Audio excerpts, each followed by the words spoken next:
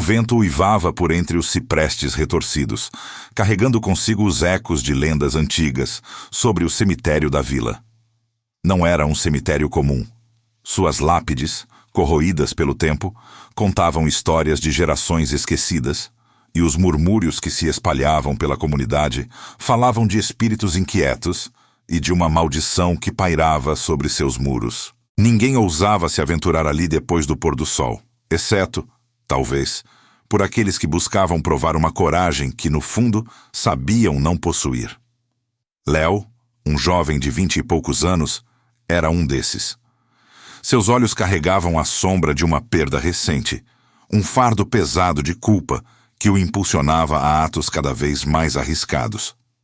Ele procurava uma forma de silenciar a dor, de provar a si mesmo que ainda era capaz de enfrentar algo, qualquer coisa, que pudesse distraí-lo do vazio em seu peito. Naquela noite, a oportunidade surgiu em forma de um desafio tolo entre amigos. "Ninguém tem coragem de passar a noite inteira lá dentro", disse um dos rapazes, com um sorriso debochado, apontando para os portões enferrujados do cemitério, que pareciam engolir a luz minguante do crepúsculo.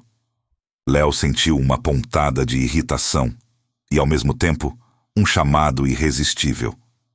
Era a chance perfeita para confrontar seus próprios demônios, para talvez, de alguma forma, redimir-se. "Eu tenho", respondeu Léo, sua voz firme, embora o coração batesse um ritmo descompassado. Os amigos se entreolharam, surpresos. Léo era conhecido por seu ceticismo, mas também por sua teimosia. A aposta estava feita.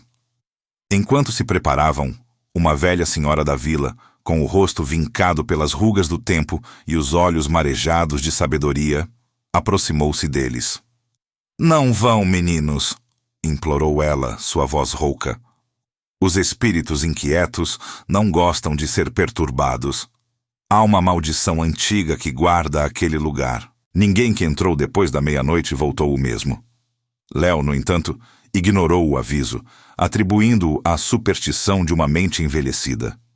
Ele precisava fazer isso. Precisava provar algo a si mesmo mais do que aos amigos. Munidos de lanternas, algumas garrafas de bebida barata para aquecer a coragem e um velho gravador para registrar a façanha, eles se aproximaram dos portões.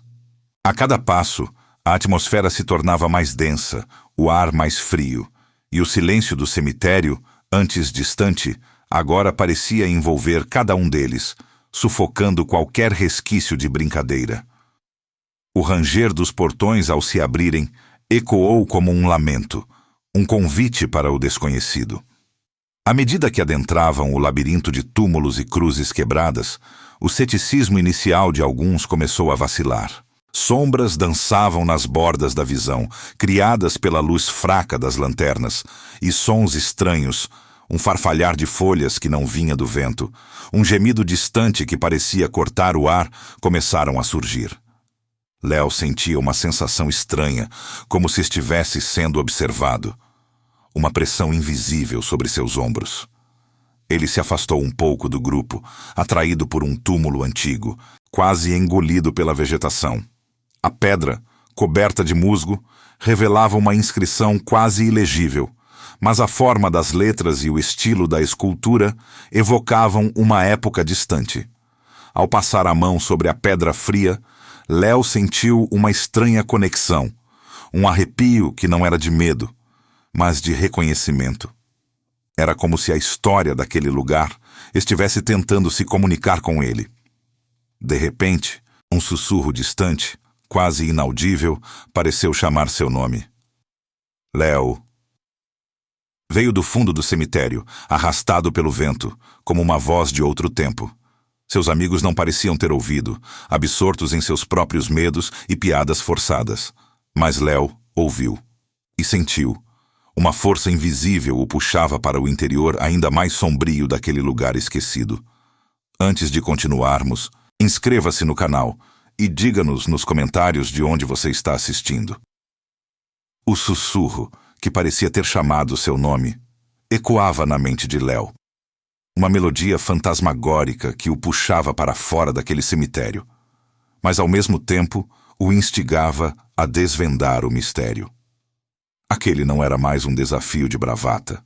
Transformara-se em uma busca pessoal. A sensação de conexão com o túmulo antigo, a inscrição quase ilegível, tudo apontava para algo mais profundo do que lendas de velhas. Léo precisava entender. Nos dias que se seguiram àquela noite inquietante, a aposta com os amigos perdeu completamente a importância.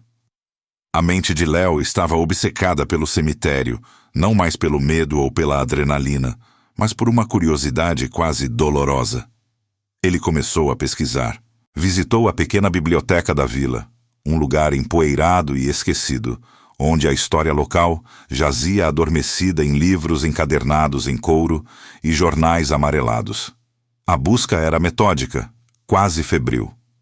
Ele procurava por qualquer menção à família do túmulo que o havia atraído, por qualquer lenda que pudesse explicar o sussurro e a estranha sensação de familiaridade. Foi em uma prateleira isolada, escondido entre volumes de genealogia e registros paroquiais, que Léo encontrou um pequeno diário. Suas capas de couro estavam gastas, as páginas amareladas e frágeis, mas o nome gravado na frente, embora quase apagado, parecia sussurrar para ele. Clara. O mesmo nome que ele sentira ser chamado. Com as mãos trêmulas, Léo abriu o diário. A caligrafia era elegante, mas a tinta desbotada tornava a leitura um desafio. No entanto, à medida que Léo decifrava as primeiras linhas, a história de Clara começou a se desdobrar diante dele, vívida e trágica. Clara era uma jovem do passado, uma alma romântica em uma época de regras rígidas. Ela narrava seu amor proibido por um homem de outra classe social, um amor puro e intenso que desafiava as convenções de sua família e da vila. O diário revelava a luta de Clara contra as expectativas sociais, a alegria secreta de seus encontros clandestinos e a dor crescente de saber que seu amor era considerado uma afronta. As páginas amareladas contavam sobre a traição, a crueldade que os separou. Um nome, o nome do irmão de Clara, começou a surgir repetidamente em contextos de manipulação e ciúmes. Era ele, Léo percebeu, quem havia orquestrado a desgraça, motivado por ambição e inveja. Em meio às confissões de Clara, havia menções a um povoado oculto, uma comunidade isolada cujos habitantes eram guardiões de um segredo antigo. Eles praticavam rituais estranhos, e a família de Clara, guardiã de tradições severas, estava intrinsecamente ligada a esse lugar e seus costumes ancestrais. O conflito familiar entre Clara e sua estrita parentela era palpável nas palavras. Uma batalha entre o amor individual e o dever para com a linhagem e suas crenças arcaicas. A desaprovação de seu amor proibido não era apenas social, mas espiritual, uma ameaça ao equilíbrio que o povoado se esforçava para manter. As últimas entradas no diário eram as mais perturbadoras. Clara escrevia sobre uma maldição antiga que havia sido despertada pela traição e pela dor de seu coração partido. Ela acreditava que a desgraça que se abateu sobre ela e seu amado não era apenas obra de um homem, mas o resultado de forças maiores, desencadeadas pela quebra de um pacto ou de uma tradição sagrada. A maldição, segundo as suas palavras, pairava sobre o cemitério e, consequentemente, sobre a sua família, condenando-os a um ciclo interminável de sofrimento. Léo sentiu um arrepio gélido percorrer sua espinha. Os paralelos entre a dor de Clara e a sua própria eram assustadores. A culpa, a perda, a sensação de injustiça, tudo ressoava em seu próprio peito. Ele não estava apenas lendo uma história antiga. Estava lendo um espelho de sua alma. No final do diário, quase ilegível, havia uma mensagem codificada, uma sequência de símbolos e anotações que pareciam apontar para um local específico dentro do cemitério. Não era um mapa, mas uma série de referências a marcos que Léo, por intuição, reconheceu das suas andanças noturnas. O coração de Léo batia forte. O cemitério não era mais um lugar de medo, mas de uma verdade oculta, de uma história que clamava por ser revelada. Ele sabia que deveria retornar, não para provar coragem, mas para decifrar o enigma de Clara, para talvez, de alguma forma, trazer paz aos espíritos inquietos que a velha senhora mencionara. A aposta estava esquecida. Um propósito maior o chamava. Léo, desta vez, não levou amigos. Apenas o diário de Clara, bem guardado em um bolso interno, e uma lanterna que parecia fraca demais para a escuridão que o aguardava.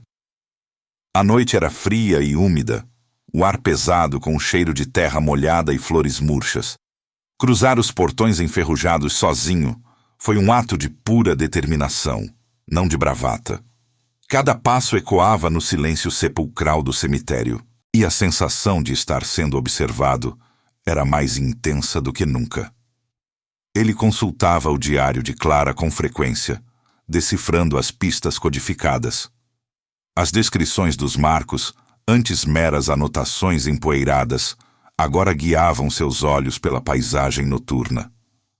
Uma árvore retorcida, com um galho em forma de braço estendido. Uma estátua de anjo com uma asa quebrada. Uma lápide com um símbolo esquecido. Cada um deles ganhava uma nova vida sob a luz trêmula de sua lanterna.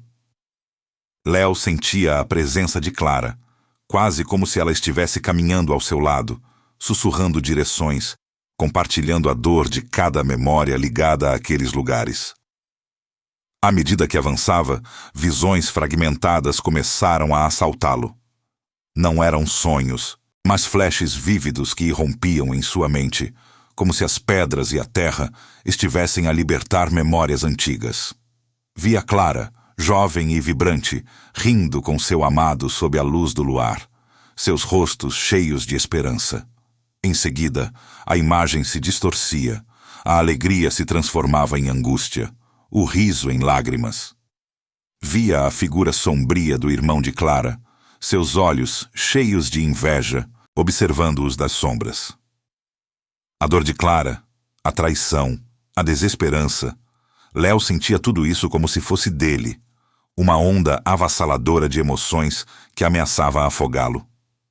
Seu peito apertava, e a culpa que ele carregava pela sua própria perda parecia se entrelaçar com a de Clara, formando um nó de sofrimento. Subitamente, uma sombra se destacou entre os túmulos. Léo parou, o coração batendo descontroladamente.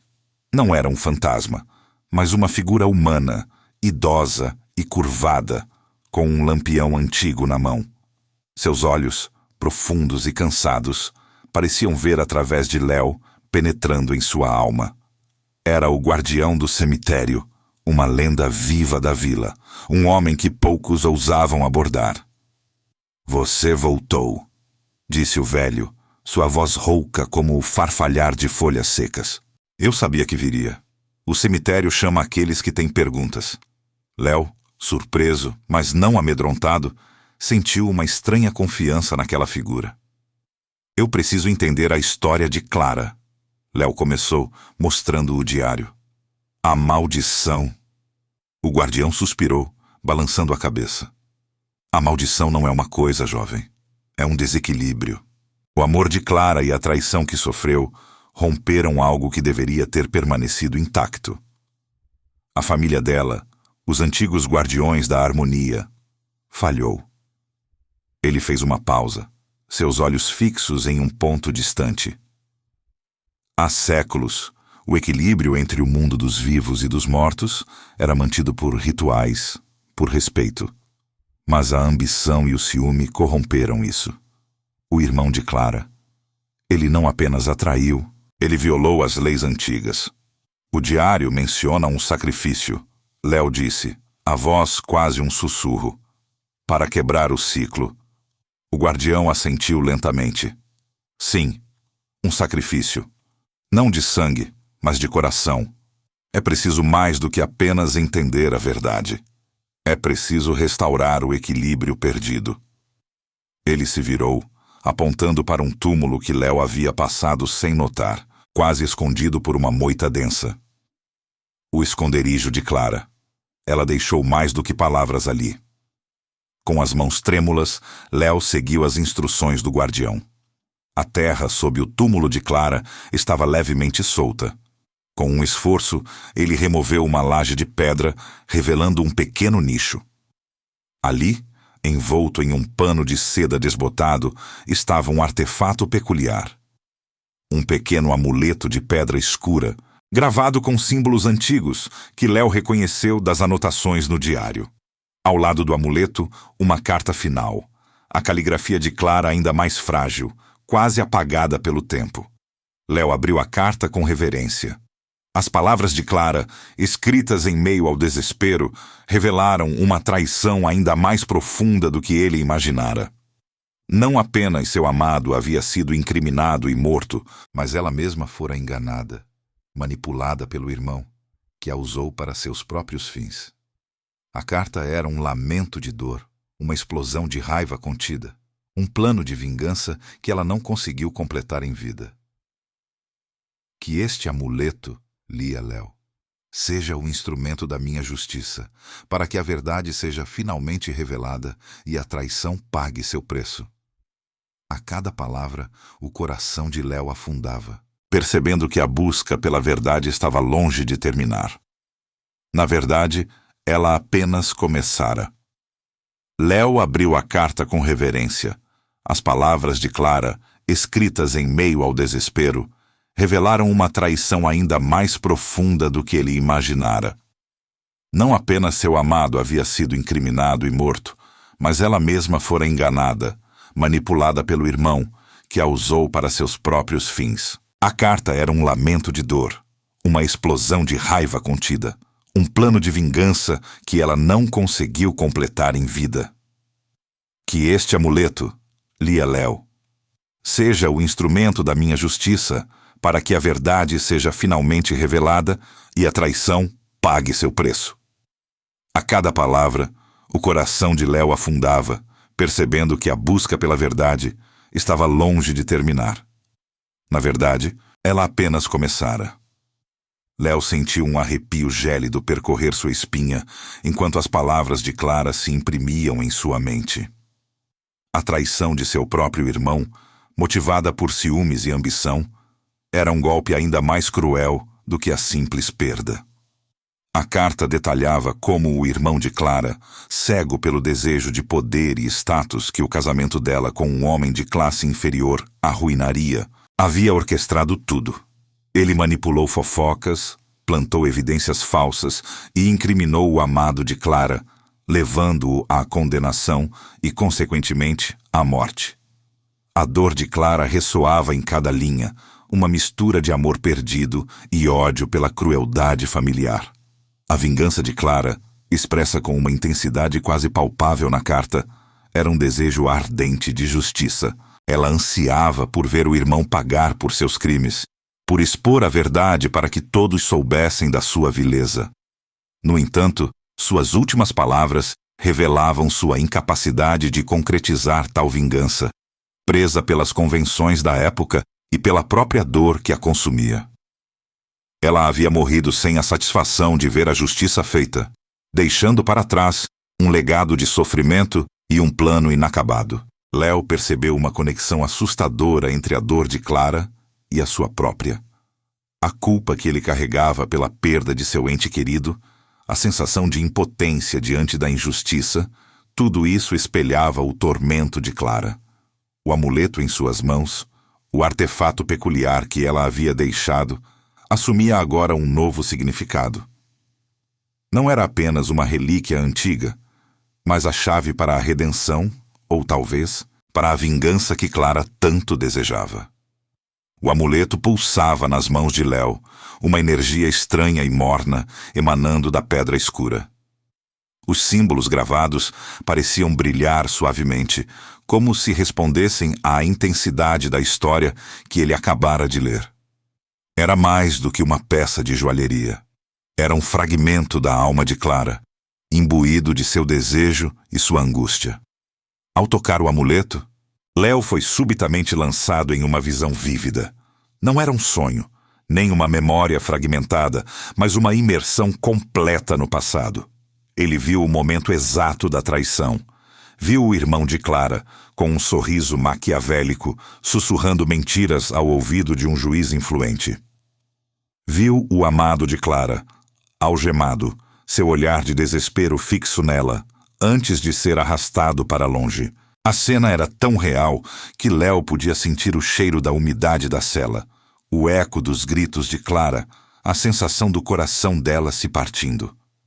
A visão culminou na morte do amado, um evento brutal e injusto que selou o destino de Clara e a maldição sobre o cemitério. Emergindo da visão, Léo se viu diante de um dilema moral avassalador. Ele tinha em suas mãos o poder de honrar o desejo de vingança de Clara, de usar o amuleto para expor o irmão dela e trazer à tona a verdade de uma forma que talvez causasse sofrimento aos seus descendentes. Ou ele poderia buscar a redenção e a paz para os espíritos, quebrando o ciclo de dor que perdurava por gerações. A voz de Clara, etérea e quase inaudível, parecia sussurrar em seus ouvidos: "Justiça, Léo. Eu clamo por justiça." A tentação da vingança era forte, não apenas por Clara, mas por sua própria dor. Léo sentia que, ao vingar Clara, ele estaria de alguma forma vingando a si mesmo, aliviando o peso de sua própria culpa. Mas algo dentro dele resistia. A dor que ele sentiu na visão, a dor de Clara, era tão profunda que ele se perguntava se mais sofrimento seria a resposta. Léo, com o amuleto ainda quente em sua palma, tomou uma decisão. Ele precisava confrontar a verdade, não apenas a de Clara, mas a sua própria. E, se possível, corrigir os erros do passado, não com mais ódio, mas com a chance de paz. A busca pela justiça de Clara havia se tornado sua própria jornada de redenção.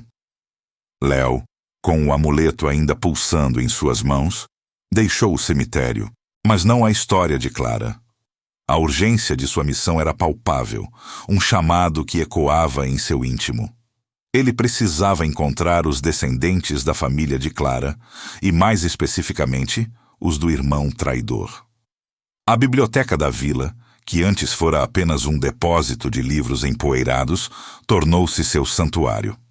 Dias se transformaram em noites enquanto Léo mergulhava em registros antigos, genealogias e arquivos paroquiais, traçando linhagens que se estendiam por séculos. A cada nome, a cada data, a teia do passado se tornava mais clara, revelando a complexa tapeçaria de segredos e mentiras que ligava aquelas famílias. Finalmente, após uma busca exaustiva, Léo identificou a atual matriarca da família, uma mulher idosa e amargurada, conhecida na vila por seu isolamento e sua aura de tristeza perpétua.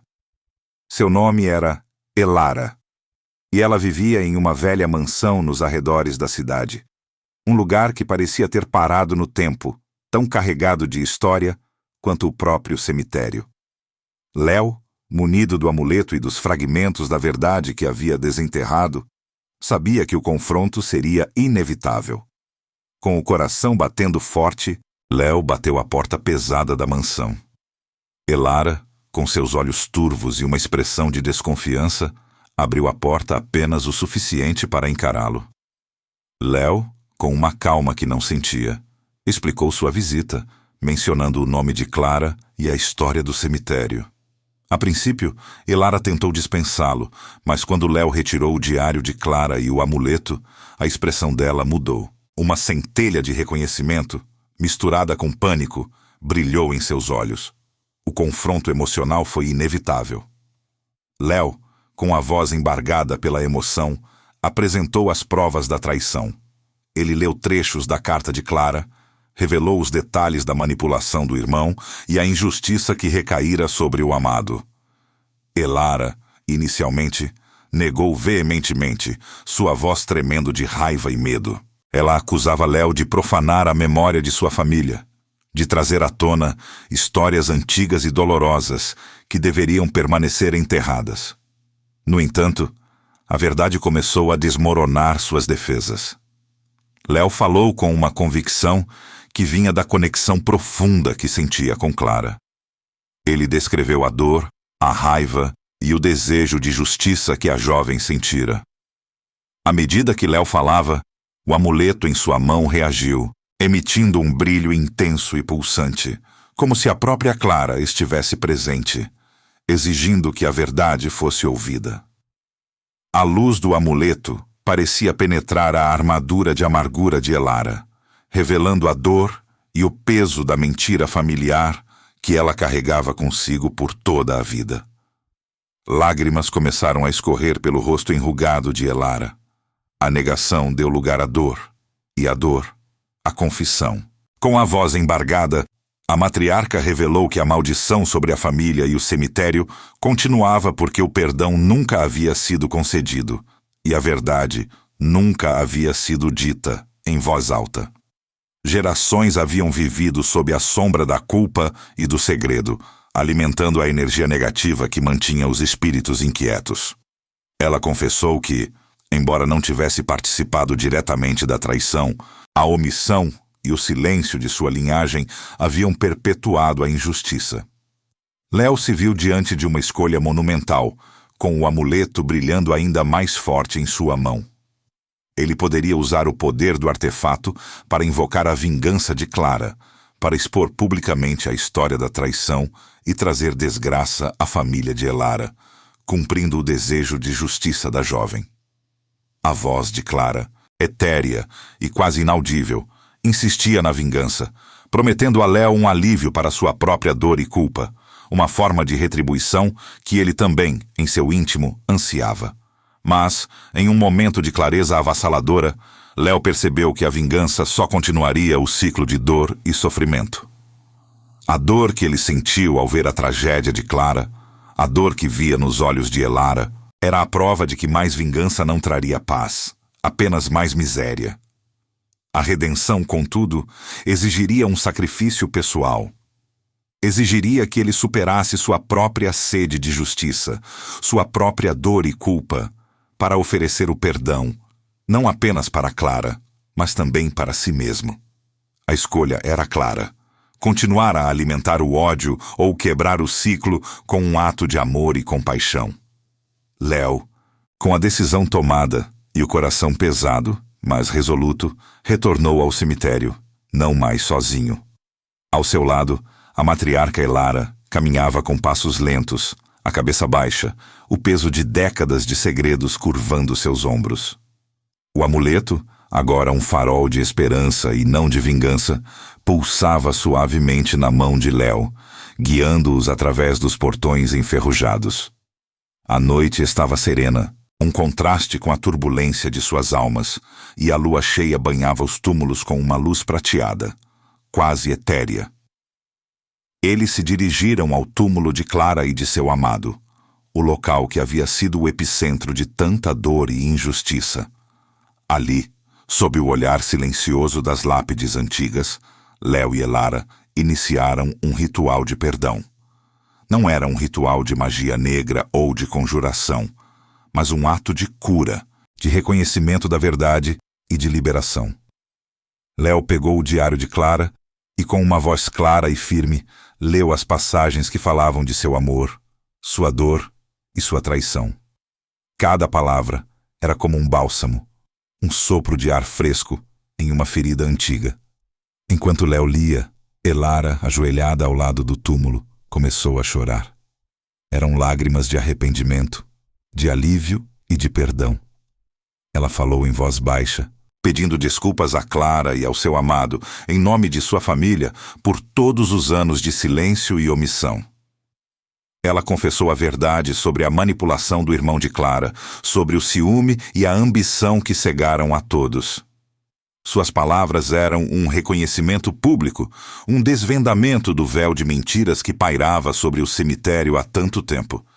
Nesse momento, uma brisa fria soprou, agitando as folhas secas e as flores murchas.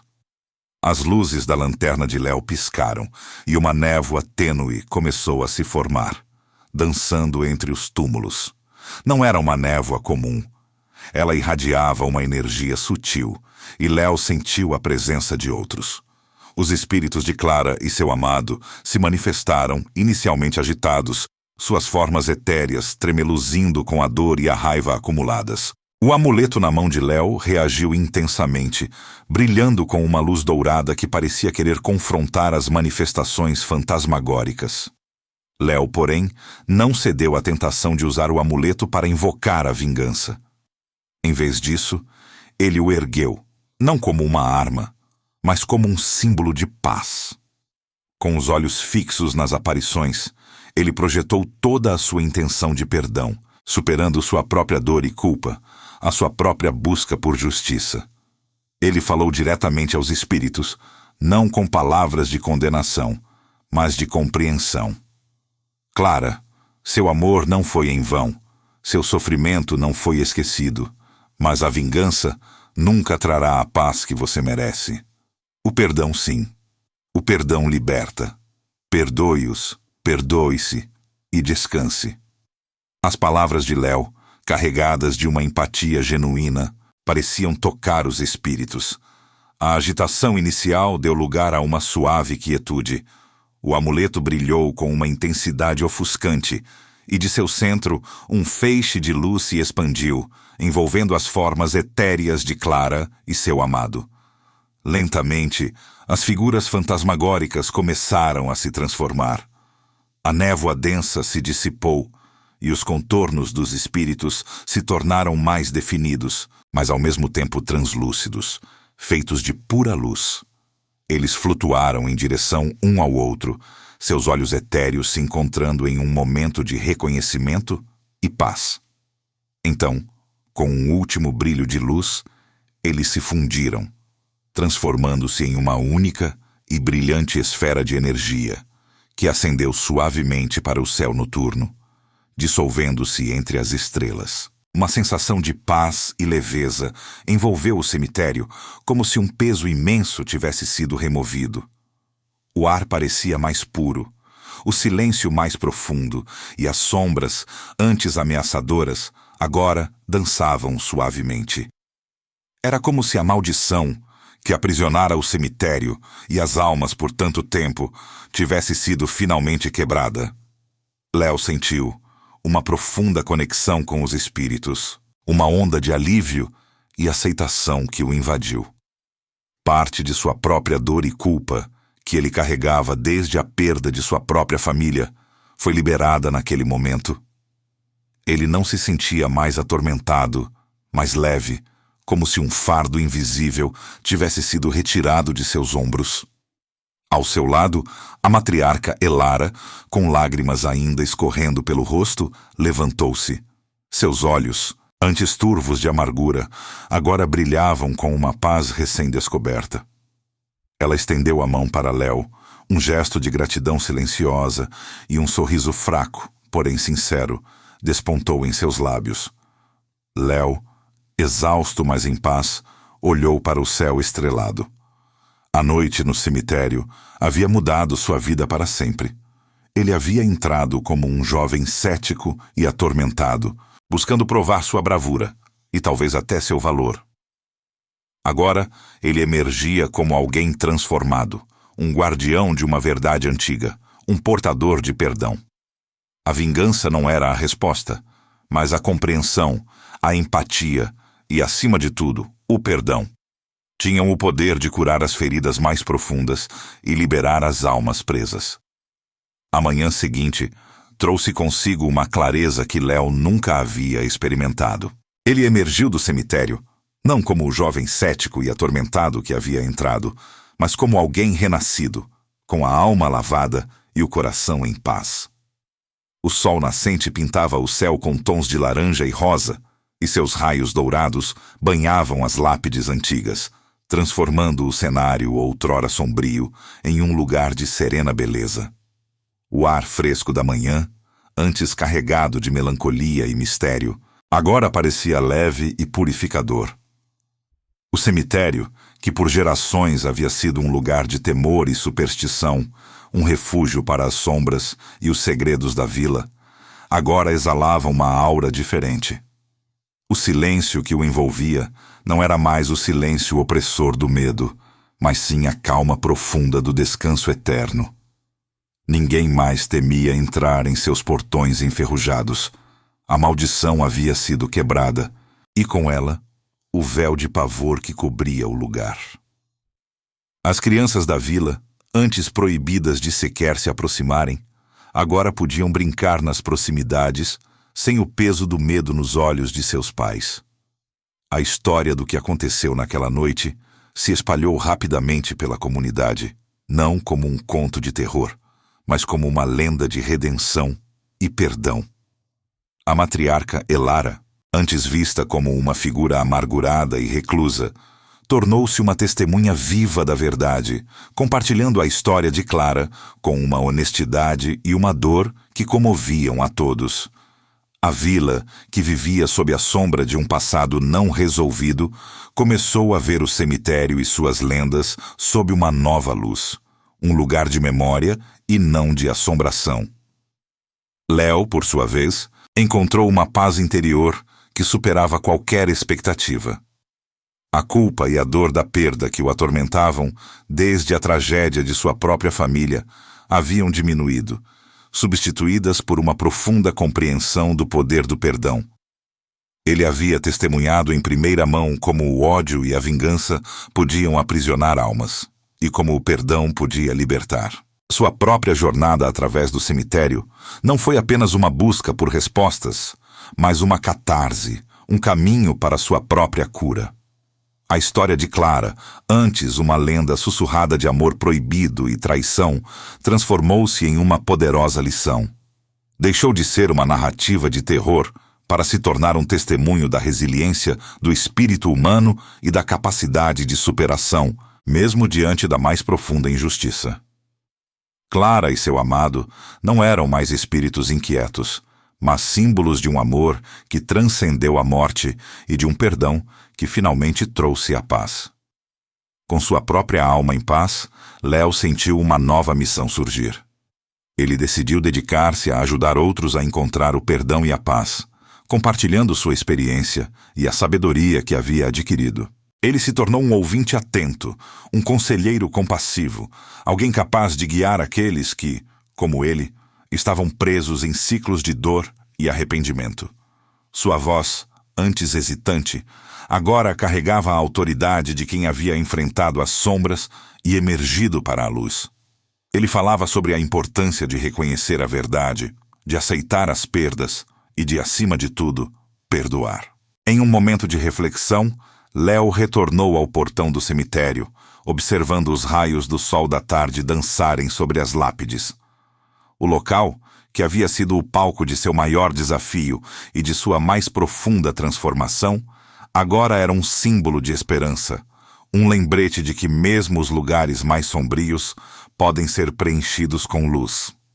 A antiga maldição havia sido quebrada, não com magia ou violência, mas com a força do perdão e a coragem de um jovem que ousou enfrentar a verdade. Depois daquela noite, ninguém voltou a entrar no cemitério com medo, mas sim com respeito e reverência pela história de amor e perdão que ali se desenrolou. O cemitério da vila, antes um lugar de terror, tornou-se um santuário silencioso, um testamento eterno ao poder redentor do perdão, e ao jovem que, ao buscar a verdade para outros, encontrou a paz para si mesmo. A história de Léo, Clara e o cemitério ecoaria por gerações, um lembrete de que a verdadeira coragem reside não em desafiar o medo, mas em abraçar a compaixão e a redenção.